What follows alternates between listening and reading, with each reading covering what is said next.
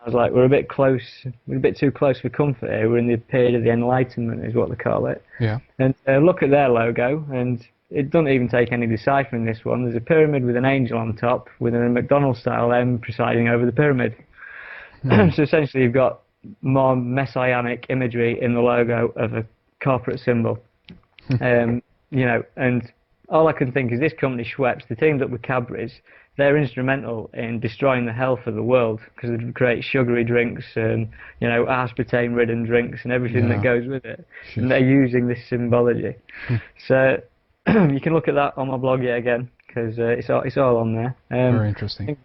Get to Starbucks, and Starbucks, if you look at, when you're walking past any old Starbucks, you'll notice that the logo is 3 stars that make a pyramid, and the very top star is seated on top of a crown, which is essentially, you know, symbolic of the all-seeing eye, but underneath the crown is a woman, and that woman is Isis, so the Egyptian deity Isis. And essentially what I've realised over the past few days is that what these logos are depicting is some form of messianic event.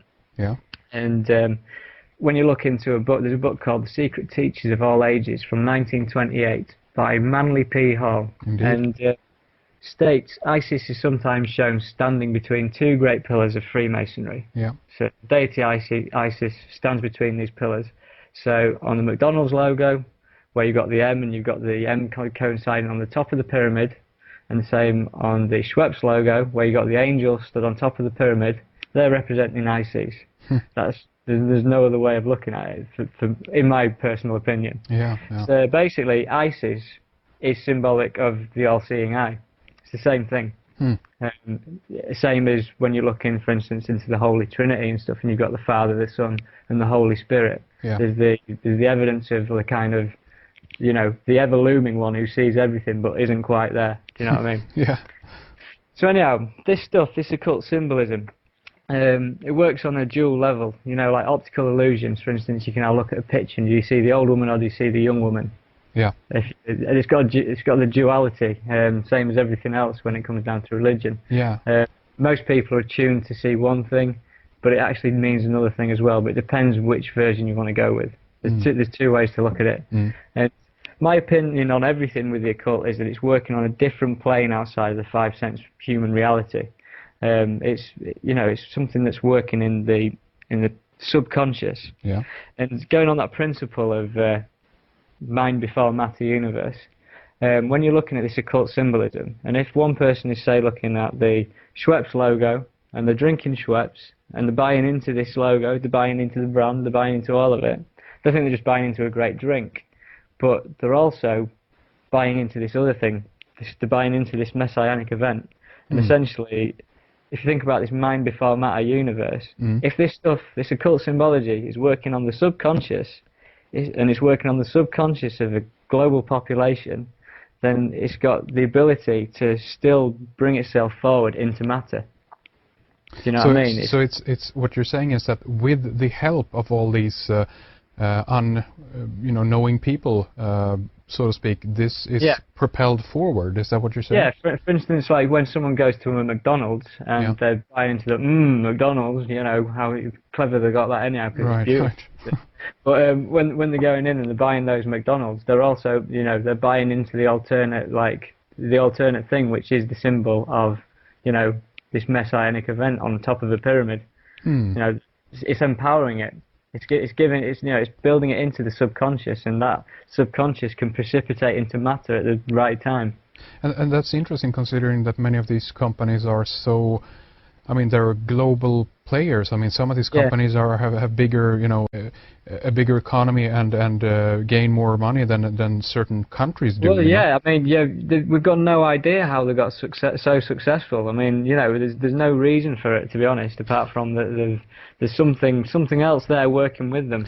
You know what I mean? Do you also think that you know, potentially this could work the other way around, meaning that human beings, since we've been subjected to, at least in the Western world, you know, almost 1700 years of Christianity and so forth, that the reason also why they might want to pick a logo like this or you know, have this message in the logo is that on some level this speaks to our unconscious. So people who are inclined to lean towards the Christian faith, for instance, are actually in some way kind of lured in by these kinds of symbols, and consequently they. I mean, yeah, definitely. I mean, the thing that I'll draw upon later is that how this works with more than just Christianity. Because if ISIS has many identifications, and she's got an identification as the angel Gabriel and the all-seeing eye and stuff. Yeah. But when we talk about this New World Order and the one world religion and the one world government, the angel Gabriel is the one figure that can unite Islam and Christianity, because both of them are dear to her as God's messenger.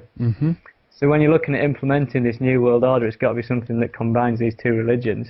And that particular figure is that thing that can combine those religions. I'll touch on that in a bit, anyhow. It gets deeper. I'll be telling you all it is in a minute. Sure. Go ahead, sir. Yeah. I'll give it a bit of time. I'll give you another 10 minutes. Sounds good. And I'll let you know who it is. But anyhow, moving back to the Olympics logo and the Zion logo and the 2012 and stuff. Basically, there's a little bit of research. There's stuff on the net about this as well. The company who created that logo was a company called Wolf Ollins. It's a brand agency.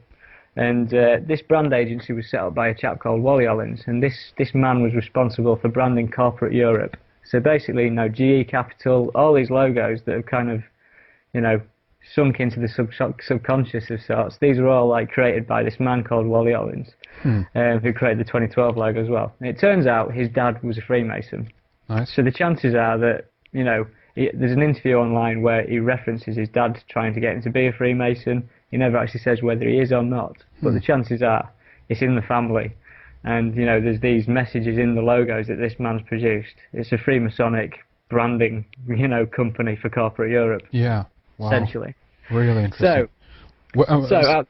Sorry, yes, I wanted the name there again. Wally Ollins, is that right?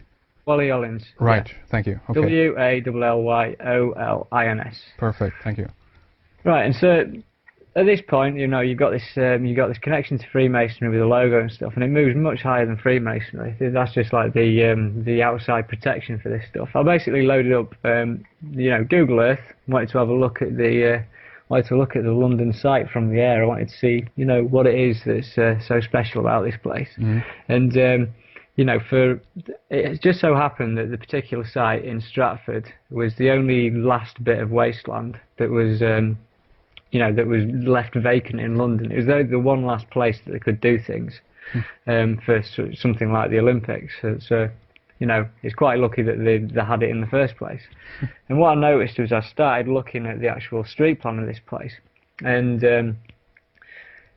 to go through it, you've got a number of roads that circle the site. And the first road is a road called the Eastern Cross Route.